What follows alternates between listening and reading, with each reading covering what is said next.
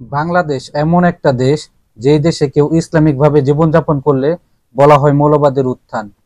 কেউ যদি ইসলামী শরিয়া আইন চায়, বলা হয় মৌলবাদের উত্থান।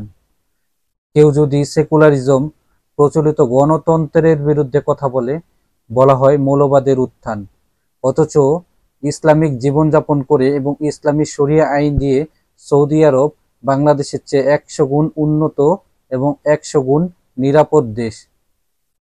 তো যারা আমরা মনে করি যে ইসলামিক জীবনযাপন এবং শরিয়া আইন উন্নতিতে বাধা কিংবা পিছিয়ে থাকার কারণ, আর যারা ধর্মনিরপেক্ষতাকে এবং গণতন্ত্রকে সঠিক মনে করে, ইসলামী শরিয়া আইনের চেয়ে মানবরচিত আইনকে সঠিক মনে করে, তাদের ক্ষেত্রে আলেমদের ফতোয়া কি, তাদের কতটুকু ঈমান আছে এবং কোন আলেম কি বলেছে, দুনিয়াতে এমন কোন আলেম এগুলাকে সঠিক বলেছে, একটু জানার চেষ্টা করলেই বোঝা যাবে যে না, এইসব নিরপেক্ষ রাজনীতি এবং এইসব চিন্তা ভাবনা, মেন্টালিটি ইসলামিক জীবনযাপন করলে এবং শরিয়া আইন থাকলে মানুষ পিছিয়ে যায় এবং তারা ব্যাকডেটেড।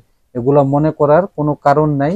এবং এগুলা মনে করলে একজন মানুষের কতটুকু ঈমান থাকে, কতটুকু মুসলিম দাবি করতে পারবে নিজেকে, সেটা জানতে পারবেন। তো আমরা এগুলো জেনে তারপর আমরা কোনটা চুজ করব সেটা আমরা সিদ্ধান্ত নেব।